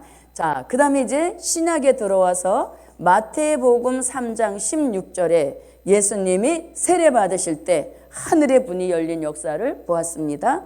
자, 그 다음에 사도행전 7장 55절로 56절에서 누가 순교할 때 스데반에 순교할 때도 하늘의 문이 열려서 예수님이 보좌 우편에 벌떡 일어나신 이런 광경을 보게 되었다는 것이죠. 그러니까 순교자가 나올 때마다 예수님은 깜짝 놀라서 일어나시는 이런 역사 있던 것을 볼 수 있다는 얘기인 것이죠. 자, 그래서 과거에도 이렇게 하늘의 문이 열렸던 것을 볼 수 있습니다. 자, 그러면 오늘의 본문에서 하늘의 문이 열리려면 반드시 무슨 열쇠가 있어야? 그럼요. 그래서 요한계시록 3장 7절로 8절 그리고 이사야 22장 22절에서 열린 문에 하늘의 열린 문을 축복을 받으려면 다윗의 열쇠 이게 반드시 있어야 된다는 겁니다. 자, 그러면 계시록 3장 7절부터 8절입니다. 빌라델비아 교회 사자에게 편지하기를 거룩하고 진실하사 다윗의 열쇠를 가지시니 곧 열면 닫을 사람이 없고 닫으면 열 사람이 없는 그이가 가라사대 볼지어다 내가 내 앞에 열린 문을 두었으되 능히 닫을 사람이 없으리라. 내가 내 행위를 아노니 내가 적은 능력을 가지고도 내 말을 지키며 내 이름을 배반치 아니하였도다. 아멘. 네, 다윗의 열쇠. 네, 이 다윗의 열쇠는 이사야 22장 22절에서도 다윗 집의 열쇠 이렇게 말씀합니다. 자, 그러면 다윗의 열쇠는 뭐예요? 뜻이 다윗의 열쇠란 다윗 왕국. 네, 다윗 왕국 회복하는. 네, 회복하는 말씀과 진리를 무엇이라 한다? 네, 열쇠로 보면 다윗 열쇠입니다. 자, 옛날에 다윗이 허리춤에 차고 다니던 그런 열쇠 의미는 아니란 얘기인 것이죠. 그래서 다윗 왕국 회복하는 말씀과 진리. 자, 이런 말씀을 뒷받침해 줄 수 있는 성경 구절이 이사야 9장 6절로 7절에서 이사야 55장 1절로 3절에서 그리고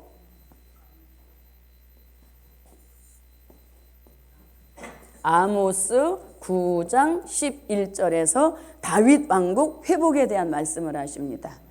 자, 이사야 9장 6절로 7절에서는 한 아기, 한 아들 되시는 한 분 예수님을 우리에게 주셨는데 그가 때가 되면 평강의 왕이 되셔서 어디 위에 앉으신다?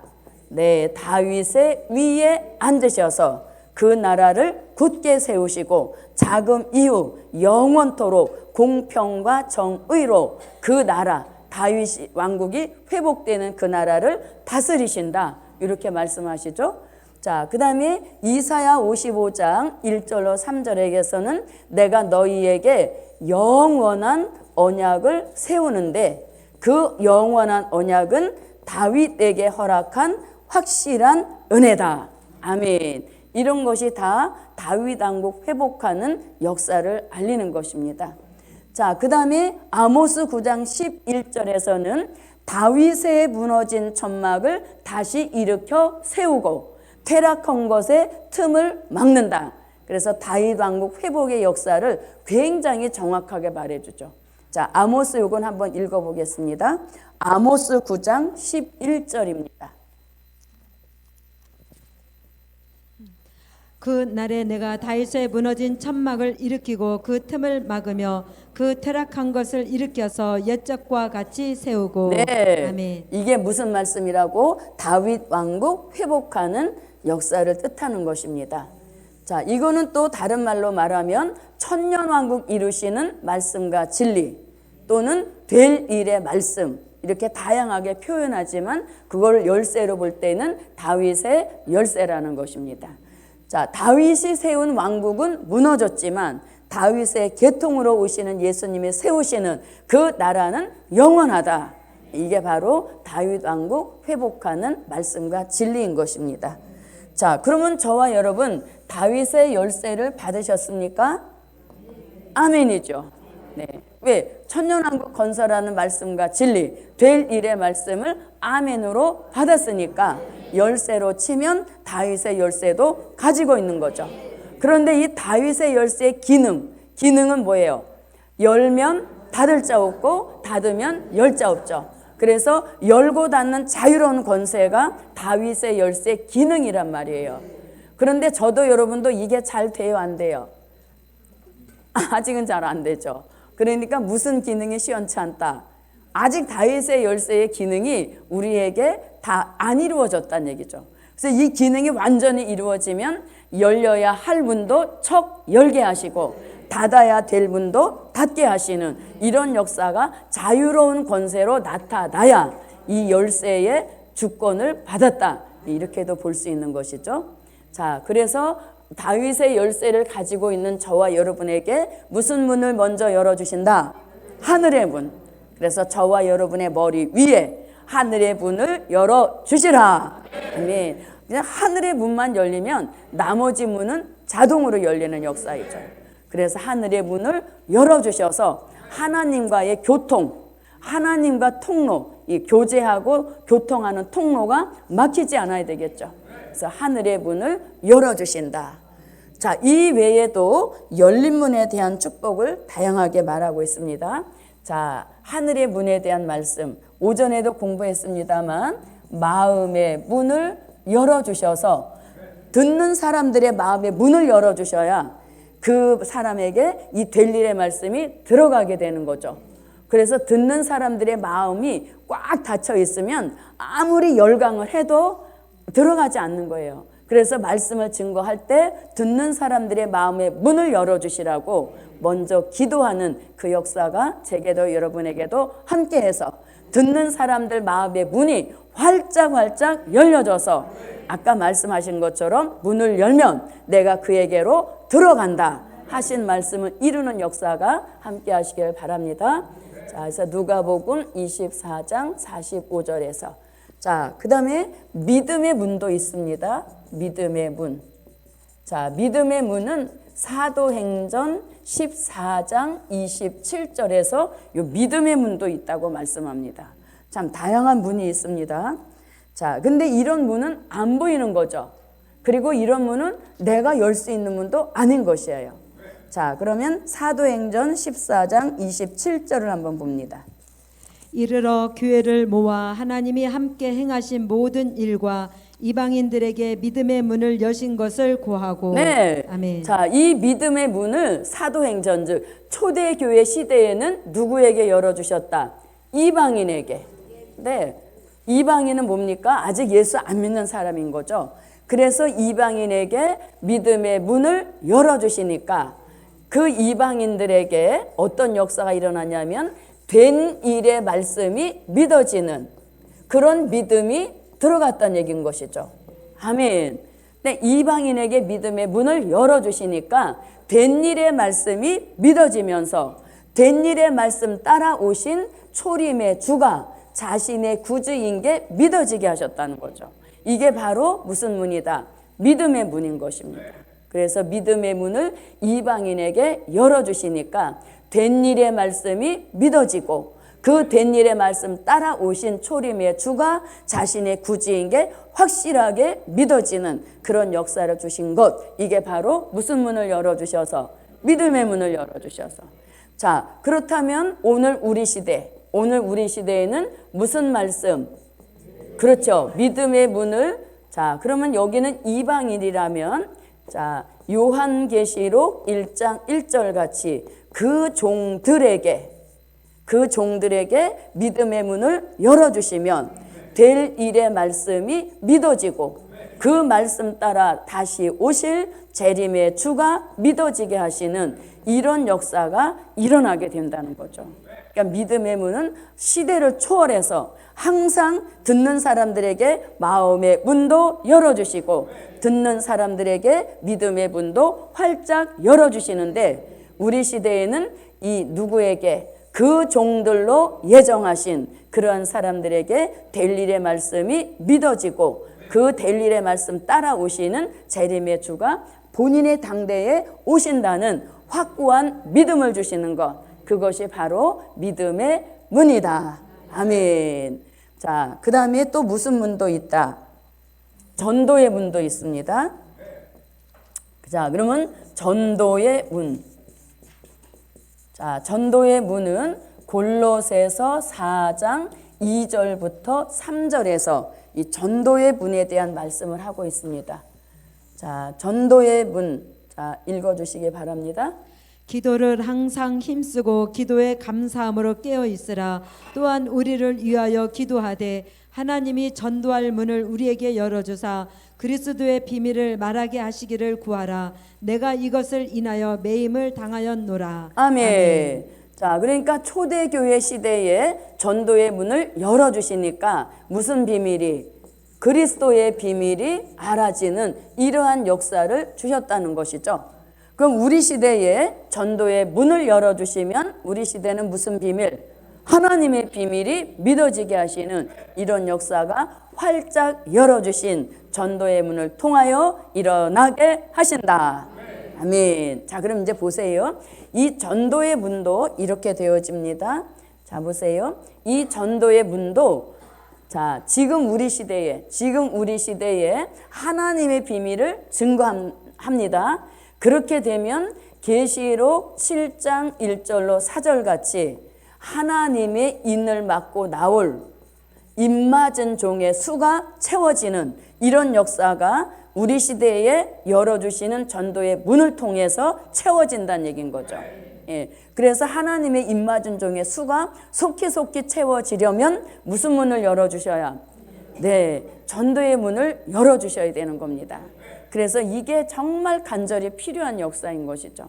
예, 전도의 문을 열어주시면 별 말도 안 했는데 마음의 문이 확 열리면서 이 될 일의 말씀이 믿어지는 거죠. 그런 게 바로 전도의 문을 열어주셨다는 거예요. 근데 뭐 그동안 배운 말씀을 총동원하고 없는 것 있는 것 다 막 발표해도 이 문을 안 열어주시면 한 사람도 돌아오지 않게 된다는 거죠. 그래서 전도의 문을 활짝 열어주셔서 부족한 말씀이지만 전할 때 하나님이 열매 맺어 돌아오게 하셔서 입맞은 종의 수 채우는 역사가 급속하게 합시다. 얼마나 긴박하고 간절한 그런 소망의 역사라는 얘기인 것이죠. 자, 그럼 이제 하나님의 입맞은 종들이 수를 채웠습니다. 그러면 이 종들이 때가 되면 뭘 나갑니까?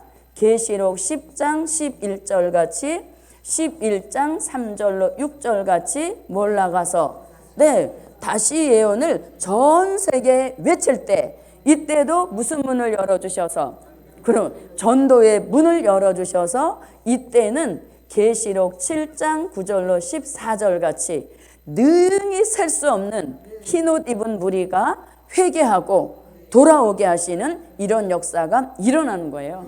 이때가 전도의 문을 폭발적으로 열어주시는 극치의 역사인 것이죠. 세계적으로 전도의 문을 활짝 어디까지도 공산 지역까지도 전도의 문을 다 열어주셔서 흰옷 입은 무리들이 돌아오게 하시는 이런 역사가 전도의 문을 통하여서 일어나게 하시는 겁니다. 아멘. 지금은 이 종들을 채우시도록 전도의 문을 열어주시고 때가 되면 다시 예언을 통해서 흰옷 입은 무리가 돌아오게 하는데 이것 또한 무슨 문을 열어주셔서 네, 전도의 문을 열어주셔서 세계 사람이라도 살려낼 수 있게 하시는 이런 역사가 함께 하시기를 바랍니다. 자, 그 다음에 또 무슨 문도 열어주시라? 그렇죠. 그거 안 열리면 사건입니다. 그래서 오전에 뭐라고요? 병도 안 들고 병들지도 않고 죽지도 않고 무엇까지 있으면 네, 그러니까 물질의 문도 열어주셔야 되는 겁니다. 자, 그럼 물질의 문. 자, 물질의 문은 이사야 45장 1절부터 3절을 한번 읽어봅니다. 자, 물질의 문 열리기 원하시는 분들 다 함께 읽어보겠습니다. 자, 이사야 45장 1절부터 3절입니다. 나 여호와는 나의 기름 받은 고레스의 오른손을 잡고 열국으로 그 앞에 항복하게 하며 열왕의 허리를 풀며 성문을 그 앞에 열어서 닫지 못하게 하리라. 내가 고레스에게 이르기를 내가 내 앞서가서 험한 곳을 평탄케 하며 논물을 쳐서 부수며 쇠빗장을 꺾고 내게 흑암 중에 보아와 은밀한 곳에 숨은 재물을 주어서 너로 너를 지명하여 부른 자가 나 여호와 이스라엘의 하나님인 줄 알게 하리라. 아멘. 아멘. 자, 여기서 보십시오. 자, 1절에서 뭐라고 하냐면 열왕의 허리를 풀며 성문을 그 앞에 열어서 닫지 못하게 하리라. 내가 고레스에게 이르기를 내가 내 앞서 가서 험한 곳을 평탄케 하며 놋문을 쳐서라도 쇠 빗장을 꺾어서라도 흑암 중에 보아 은밀한 곳에 숨은 재물을 주어서 이렇게 말씀하죠.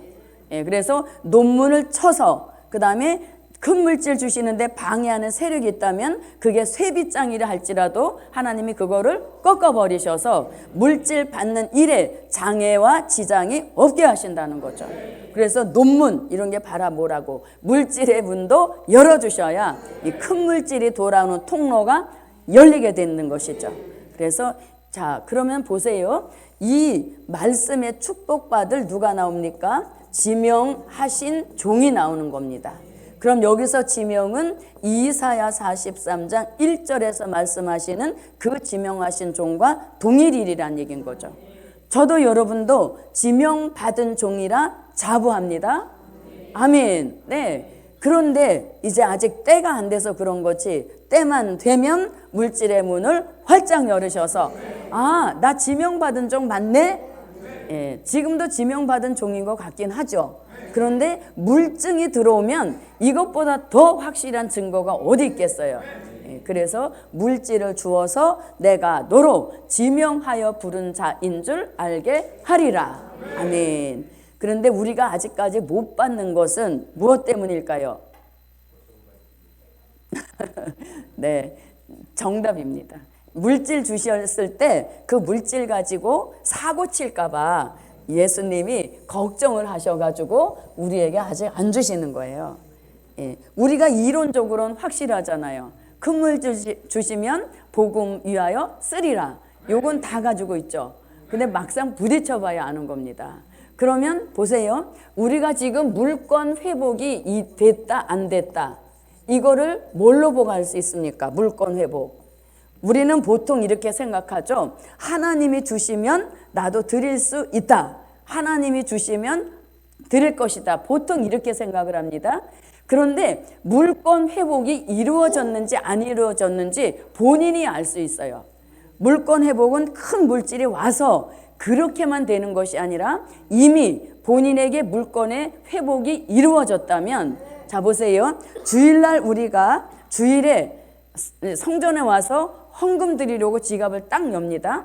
지갑을 딱 열어서 이렇게 꺼냈는데 깜짝 놀라죠. 뭐가 나왔기 때문에.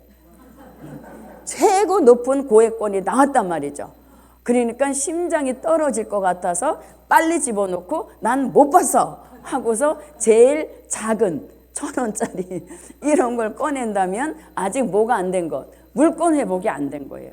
그래서 내가 큰 물질 받으려고 한다면 이게 먼저 이루어져야 되는 거죠. 내 수중에 있는 물질 중에서 가장 고액권, 그걸 드릴 수 있다면 그게 바로 물권 회복을 이미 받은 종인 것이죠. 자, 그래서 이제 그럼 지금까지는 우리가 열린 문에 대한 말씀을 공부했죠. 자, 그런데 이거는 열리면 안 돼. 이거는 오히려 닫혀야 돼요. 자, 그러면 닫혀야 할 문은 어떤 문일까요? 닫혀야 할 문은 어떤 문일까요? 누가 입의 문이라 그러셨어요? 자, 이 문은 닫혀야 되는 문입니다. 자, 무슨 문? 예, 이 문은 무슨 문? 저는 발음을 잘했어요. 닥쳐야 할 문이 아니라 닫혀야 할 문. 발음을 잘해야 되죠. 무슨 문이 아니라 닥쳐 이런 문이 아니라 닫아야 할 문이라는 얘기죠. 어디에서? 미가서 7장 5절 여기 한번 읽어보겠습니다. 이 문은 절대 열어놓으면 안 돼요. 뭐 할 때만 열고, 그렇죠. 말씀 전하고 찬양하고 기도하고 전도할 때만 열려야 할 문이고, 또 어떤 때도 열어야 돼. 밥 먹을 때, 그렇죠. 자, 미가서 7장 5절입니다. 너희는 이웃을 믿지 말며 친구를 의지하지 말며 내 품에 누운 여인에게라도 내 입의 문을 지킬지어다. 아멘. 네, 입의 문을 지키라 그랬죠. 그건 뭐예요? 닫으라는 뜻과 같은 것입니다. 그래서 다른 문은 다 열려도 얘 입은 조심을 해야 된다는 얘기죠. 열어야 할 때, 닫아야 할 때, 이거를 분별하는 역사가 제게도 여러분에게도 함께해서 막 이런 어떤 얽히고 설킨 관계에 끌려 들어가는 그런 일이 없어야 되겠습니다. 제일 그 안 좋은 모습이 이런 거죠. 네가 말했니? 안 했니? 삼재 대면하자. 막 이런 것들이 제일 안 좋은 모습인 거예요. 뭐를 안 지켰기 때문에? 입의 문을 안 지켰기 때문인 것이죠. 자, 그럼 이제 다시 4장 1절을 한번 다시 읽어보겠습니다.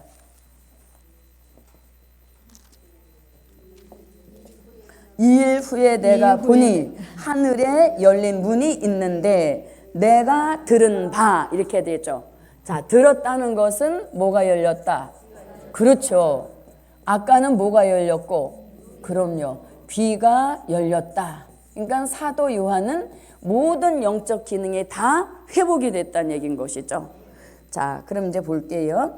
자, 내가 들은 바, 처음에 내게 말하던, 이렇게 말씀합니다. 처음에 내게 말하던, 무슨 소리? 내 나팔 소리 같은 음성이, 이렇게 말씀합니다. 처음에 내게 말하던 나팔 소리 같은 음성. 그럼 요거를 어디 가서 찾느냐? 요한계시록 1장 10절에 가서 요 말씀을 찾아볼 수 있습니다. 자, 계시록 1장 10절입니다. 주의 날에 내가 성령에 감동하여 내 뒤에서 나는 나팔 소리 같은 큰 음성을 들으니. 네, 주의 날에 내가 무엇함으로? 성령의 감동을 먼저 받고 귀가 열려서 자기 뒤에서 나는 나팔 소리 같은 음성을 들었다는 것이죠.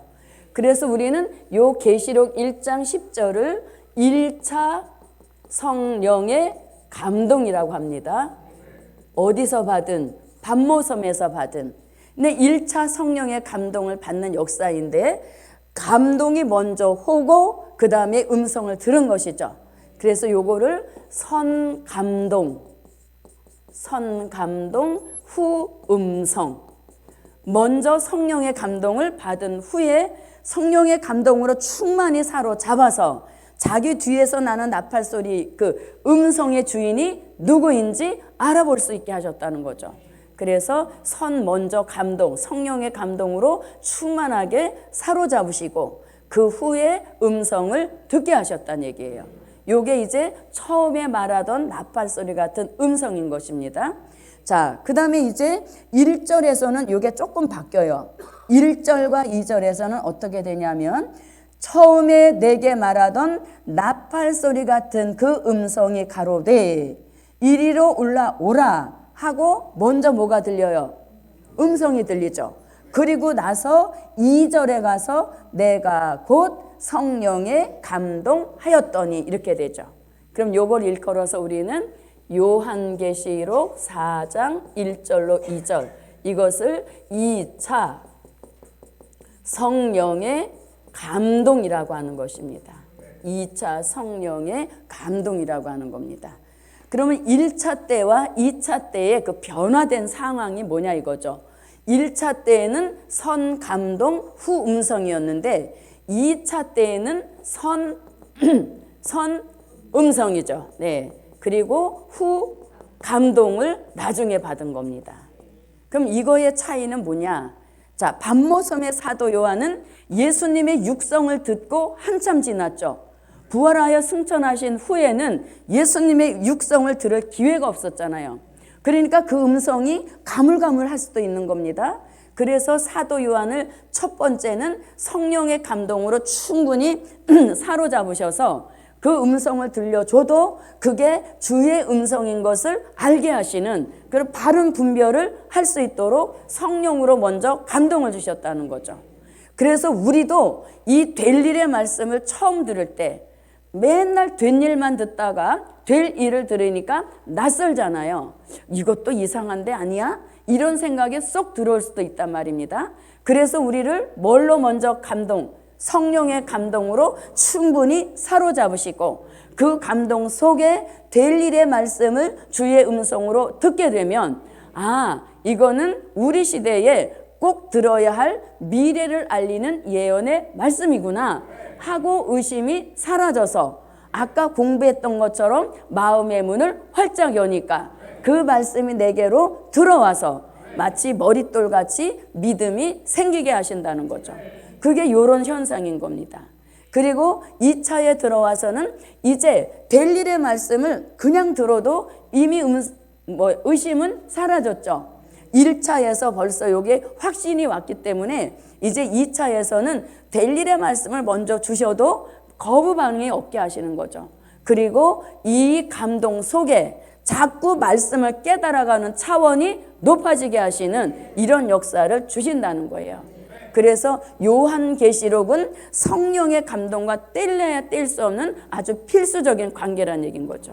왜? 기록자 자체가 성령의 감동 속에 기록하고 성령의 감동 속에 맞췄기 때문에 그 말씀으로 읽고 듣고 지켜서 복받고 하나님의 인을 맞을 종들은 이게 필수란 얘기인 거예요.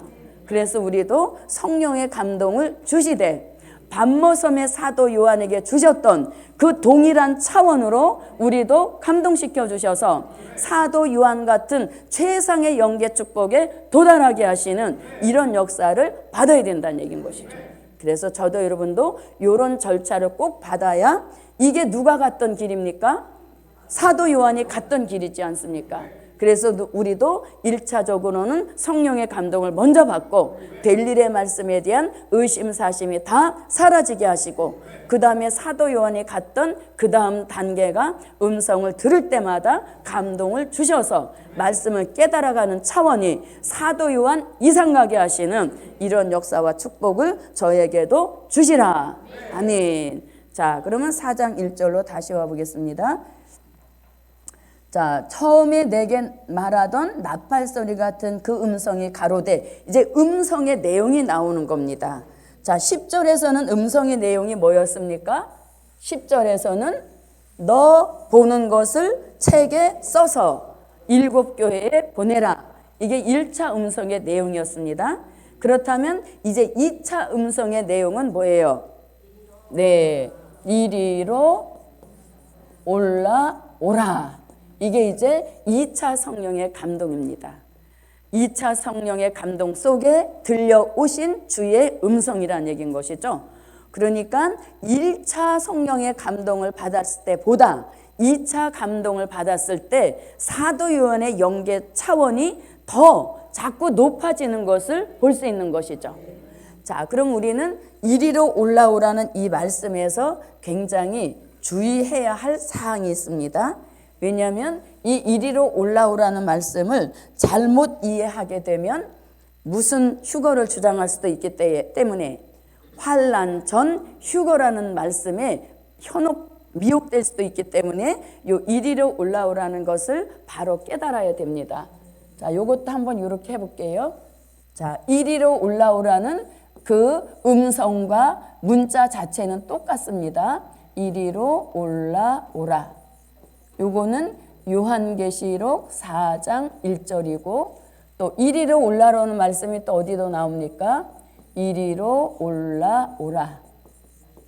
요한계시록 11장 12절에서 들리는 말씀이죠. 자, 그러면 계시록 11장 11절부터 12절을 한번 보겠습니다. 3일 반 후에 하나님께로부터 생기가 저희 속에 들어가매 저희가 발로 일어서니 구경하는 자들이 크게 두려워하더라. 하늘로부터 큰 음성이 있어 이리로 올라오라함을 저희가 듣고 구름을 타고 하늘로 올라가니 저희 원수들도 구경하더라. 아멘. 자, 그럼 이제 한번 차이점을 한번 보겠습니다. 자, 계시록 4장 1절에서 이리로 올라오라 하는 주의 음성 자체는 똑같지만 불러 올리시는 대상은 확실하게 틀립니다. 네, 계시록 4장 1절에서는 누구만? 그렇죠. 반모섬의 사도 요한 한 사람만 불러 올리신 역사이죠. 그런가 하면 계시록 11장 쭉 연결해 보면 이리로 올라오라 하는 음성을 듣고 저희가 구름을 타고 저희가 하는 걸 볼 때에 한두 명이 아닌 것이죠. 그래서 여기서 이리로 올라오라 할 때 그 대상은 바로 요한계시록 11장 3절로 6절 같이 무엇하던 종들, 네, 다시 예언하던 종들인데 이 종들은 더 구체적으로 말하면 요한계시록 7장 1절로 4절에서 말씀하시는 하나님의 입맞은 종 14만 4천인 거예요. 그래서 저희가 그 음성을 듣고 구름을 타고 올라가더라 하는 걸 볼 때 여기는 사도 요한 한 사람이지만 여기는 누구? 전체적인 역사인 거죠. 임마준종 전체가 다 올라오라 이런 역사입니다. 차이점을 찾으려면 무한합니다. 왜냐하면 다시 예언했던 이 사람들이 올라가려면 올라가기 전에 뭐가 돼 있어야 되고 시체가 돼 있어야 되고 생기를 받아야 되고 자기 발로 일어서고 이러한 다양한 절차를 밟아야 이 음성을 듣고 진짜 올라가는 역사를 봤죠. 뭐를 타고? 구름을 타고. 그런데 여기는 뭐 구름을 타고 올라간다, 시체가 됐다, 생기 받는다 이런 말이 하나도 없는 것이죠. 그래서 그런 본문만 자세히 들여다봐도 환난전 휴거다 이런 말은 할 수 없다는 얘기인 것이죠. 그래서 대상에서부터 이미 틀리다는 얘기인 겁니다. 자, 그러면 불러 올리신 장소도 확실하게 틀리죠. 사도 요한은 이리로 올라오라 하는 음성을 듣고 어디로 올라갔어요? 보좌 세계로 올라간 거죠. 보좌 세계를 올라간 겁니다. 그런가 하면 여기서 입맞은 종 다시 예언했던 종들은 어디로? 하늘에. 그렇죠. 본문대로 하면 하늘로 올라갔는데 그거를 데살로니가 전서 4장 16절로 17절에서는 어디? 공중이라고 하는 것이죠. 그래서 불러 올리신 장소 자체가 틀리다는 얘기예요. 사도 요한은 하나님이 계시는 거기까지 불러 올리신 것이고 이 다시 예언했던 종들은 그냥 공중, 하늘 거기까지만 불러 올리신 역사이죠. 그리고 불러 올리신 목적 자체가 확실하게 틀린 겁니다. 자, 사도 요한은 왜 불러 올리셨다? 예, 맞는데 이제 본문에서 그걸 찾아야 돼요. 본문에서 뭐라 그러냐면 이리로 올라오라 이후에 마땅히 될 일을 보이시려고 이렇게 하죠. 그래서 사도 요한을 올리신 것은 마땅히 될 일을 보이시려고. 네, 이래서 불러 올리셨다는 얘기인 거죠. 예, 목적 자체가 완전히 틀린 겁니다. 이건 헷갈릴 수가 없는 일인 거죠. 자, 그런가 하면 다시 예언했던 이 종들은 왜 올라오라 하셨을까요? 그렇죠. 공중으로 끌어올려서 주의 재림을 영접하는 복을 주시려고 올라오라 이렇게 말씀하신 거죠. 그래서 이렇게 보면 너무 정확한 겁니다. 자, 그 다음에 이렇게도 한번 볼 수 있어요. 뭐냐면 반모섬의 사도 요한은 영혼만 불러 올리셨죠. 그 몸은 어디에 두고? 반모섬에 그냥 두고 영혼만 끌어올리신 그런 역사인 겁니다. 그런 거에 비하면 계시록 11장에 이리로 올라오라는 것은 영도, 혼도, 그 다음에 몸까지 다 불러 올리신 역사이죠. 예, 그래서 이렇게 너무 단답형으로 딱딱 분리가 되는 역사인 거예요. 그래서 헷갈릴 일이 전혀 없다는 얘기인 것이죠. 그런데 보세요. 자, 영혼만 불러 올리셨다가 마땅히 될 일을 다 보이신 후에 다시 영혼이 돌아왔죠. 그러니까 사도 요한이 기록을 완성할 수 있었단 말입니다. 그런데 여기서는 한번 올라가면 안 내려오죠. 언제가 돼야 내려와요? 계시록 14장 1절이 돼야 내려오는 이런 역사인 거죠. 그래서 그런 것들을 봐도 우리가 이것은 틀리다는 게 확실하다는 얘기인 것입니다. 네, 그래서 우리는 이미 이런 것은 헷갈리지 않는 것이죠.